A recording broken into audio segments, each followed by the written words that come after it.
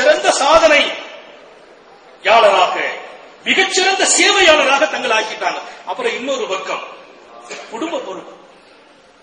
வாலிபத்துல 2 விஷயம் சொன்னேன். ஒன்னு சமூக சேவை, இன்னொன்னு குடும்பம். நம்முடைய வாலிபத்துல நல்ல ஒரு சூழ்நிலையை குடும்பத்துக்கு உண்டாக்கி, நம்ம பெற்றோர்கள் எத்தனையோ ஆவலோடு இருக்கிறாங்க, நம்முடைய மனைவி மக்கள் எத்தனையோ ஆவலோடு இருக்கிறாங்க. நம்மை பிரிஞ்சு இருக்கிறாங்கன்னா சும்மா இருக்கிறாங்க.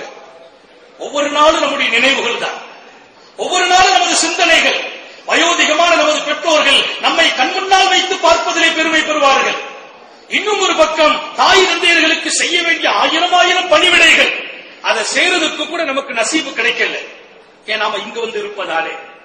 மனைவி மக்களுடைய தொண்டுகளில் கூட நமக்கு பாக்கியம் கிடைக்கல. அப்ப இந்த வாலிபம் எப்படி இருக்கணும்? நபி அவங்க சொன்னாங்க, ஒன்னு சமூக தொண்டு, இல்ஃபுல் ஃபுதூல். இன்னொன்னு நபி அவங்க சொல்றாங்க, என்னுடைய குடும்பம் கொஞ்சம் கஷ்டப்படுது. அபூ தாலிப் கஷ்டப்படுறாங்க. அப்துல் முத்தலிபுக்கு பின்னால குடும்பத்துல கொஞ்சம் வறுமை, அப்பப்போ சிரமங்கள் இருக்கு, தேவைகள் இருக்கு. இப்ப நபி சொல்றாங்க, நான் வியாபாரத்துக்கு போறேன். ஸல்லல்லாஹு அலைஹி வஸல்லம் தன்னுடைய வாலிபத்திலே சமூக தொண்டுக்காக இல்ஃபிலே இணைகிறார்கள். இப்ப குடும்பத்துக்காக சொன்ன வியாபாரத்துக்கு போறேங்கிறாங்க. அபூ தாலிப் சந்தோஷப்பட்டாங்க. அல்ஹம்துலில்லாஹ். எங்க போறீங்க? எப்படி போவீங்க? பக்குவமா இருக்கணும், கவனமா இருக்கணும். நீங்க எங்க போனாலும் உங்களுக்கு நான் துணை அனுப்புவேன்னு சொல்றாங்க. மஷூரா நடக்குது. இந்த காலகட்டம் மக்காவினுடைய மிகப்பெரிய மாதரசி அன்னையில் பிராட்டிய ஹதீஜா ரலியல்லாஹு அன்ஹா, மிகப்பெரிய செல்வ சீமாட்டி, பொருளாதாரத்திலே ஒரு தனி இடத்தை பெற்றவர்கள். உலகத்தினுடைய பல பாகங்களில் அவர்களுடைய வியாபார கூட்டங்களும் வணிகத் துறையினர்களும் ஆங்காங்கு சென்று உலக நாடுகளிலே வியாபாரம் செய்யக்கூடிய ஒரு பாக்கியமான சீதேவி மக்காவிலே அன்னை ஹதீஜா. அவங்க நபியினுடைய குணநலன்களை அறிஞ்சுக்கிறாங்க, சேவையை புரிஞ்சுக்கிட்டாங்க, சமூக தொண்டில் இருக்கிற அக்கறை, நல்ல எண்ணங்கள், நண்பர்களிடத்திலே பழகும் தன்மைகளில் அற்புதமான தன்மை, விட்டுக் கொடுக்கின்ற தன்மை, விசாலமான எண்ணம் என்பது மாத்திரம் அல்லாது அருளுக்குரியவர் என்றெல்லாம் விளங்கி தூதர் அனுப்பி வச்சாங்க அபூ தாலிபுடைய வீட்டுக்கு.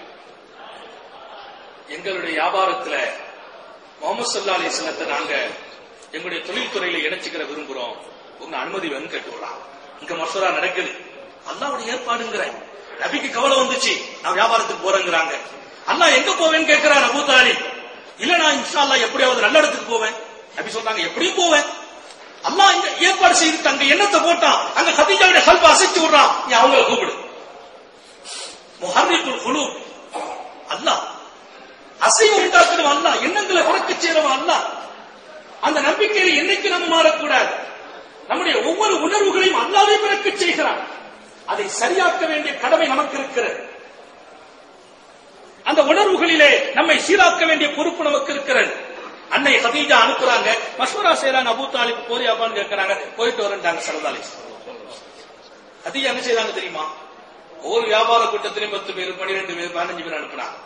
நபி ஸல்லல்லாஹு அலைஹி வஸல்லம் பத்தி நல்லா விளங்கிட்டாங்க, குணநலன்களை புரிஞ்சுக்கிட்டாங்க. வீட்டுக்கு கூட விட்டாங்க, வந்தாங்க. அவங்க வந்த போது ஏற்பட்ட அடக்கம், பணிவு, அந்த தன்மை, வாலிபர்களுக்குண்டே இருக்கிற அந்த தன்மைகள்ல நபியும் எந்த வாலிபர்களுக்கும் வித்தியாசப்படுறது இல்லை, சிறப்பா இருப்பாங்க. ஆனா அவங்களுக்குன்னு ஒரு விசேஷ தன்மை, பணிவு, தன்னடக்கம். அது வாலிபத்தில் இருந்துட்டு வைங்க, அல்லாஹ் அக்பர், எல்லாருமே துபையில் இருக்கிற வாலிபர்கள் மாதிரி ஆயிடுவாங்க. அந்த தன்னடக்கம், பணிவு, அல்லாஹ் நமக்கு கபூல் செய்வானா. அந்த தன்னடக்கம், பணிவும் அது வாலிபத்துக்கே சொந்தமானது. ஏன் வாலிபத்தை வாலிபர்கள் எப்படி ஆக்கிக் கொண்டார்கள்? ஒரு வகையான கர்வம், பெருமை அது வாலிபத்திலே பிறக்கும். அதை அழித்து தன்னடக்கம், பணிவை உண்டாக்கிக் கொள்வோம் என்று சொன்னால் அந்த வாலிபம் பிரகாசமாகிவிடும், அந்த வாலிபம் அல்லாஹ்வுக்கே விருப்பமாகிவிடும். நபி வந்து நிக்கிறாங்க, தன்னடக்கத்தோடு நிக்கிறாங்க. ஹதீஜா பிராட்டியார் சொன்னாங்க, நீங்க உங்களை எங்களுடைய தொழிலை இணைக்க விரும்புகிறோம், அது இறைவனின் நாட்டம் இருந்தால் இணைந்து கொள்கிறேன். சந்தோஷப்பட்டேன். மைசரான்னு ஒரே ஒரு அடிமையை ஹதீஜா நாயகி கூட அனுப்புறாங்க, நீங்க மட்டும் கூட போங்க. மைசராங்கிற அடிமை கூட்டு வர்றாரு, வியாபார சரக்குகள் எடுத்து ஷாம் நாட்டுக்கு வர்றாங்க.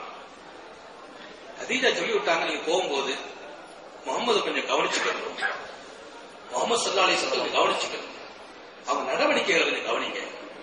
எப்படி அவங்க உள்ளத்துல அல்லாஹ் ஏதோ போட்டுட்டான், அவங்க நடவடிக்கையை கொஞ்சம் கவனிங்க. உத்தர் முஆமலத்தின் முஹம்மத் ஸல்லல்லாஹு அலைஹி வஸல்லம், கொடுக்கல் வாங்கல், நடவடிக்கை, செயல்பாடு, வியாபாரத்துல சொல் நேர்மையா இருக்குதா, பொய் இருக்குதா, உண்மை இருக்குதா, எல்லாத்தையும் கவனிங்க. கொஞ்சம் அவங்க வாழ்க்கையை கொஞ்சம் கவனிங்க சொல்லி அனுப்புறாங்க மைசராட்ட. அதனாலதான் வியாபார குழுவை நியமிக்கல, தனி நபரை நியமிக்கிறாங்க. கூட கூட்டு போயிட்டாங்க. போறாங்க, போன உடனே ஷாமுக்கு போற வழி. இன்னொரு பக்கம் ஒரு மரத்தடியில போய் இறங்கிட்டாங்க, உட்கார்ந்து இருந்தார் மைசராவும் ஸல்லல்லாஹு அலைஹி வஸல்லம். ஆச்சரியமா இருக்கும். அங்க ஒரு பாதிரி நஸ்தூர்னு ஒரு பாதிரி இருந்தார். யாருங்க? நஸ்தூர் அப்படின்னு ஒரு பாதிரி. அவர் வேகமா அங்க வந்தார். வந்தவுடன் நபி ஸல்லல்லாஹு அலைஹி வஸல்லம் பார்த்துட்டு அந்த இவரை கூப்பிட விட்டார். மைசரா வாங்கன்னு கூப்பிட்டார். எங்கிருந்து வரீங்கன்னு கேட்டார். மக்காவுல இருந்து வரணும். இவங்க யாரு? முகம்மது. அவங்க கண்ணுல அல்ஃபி ஐனை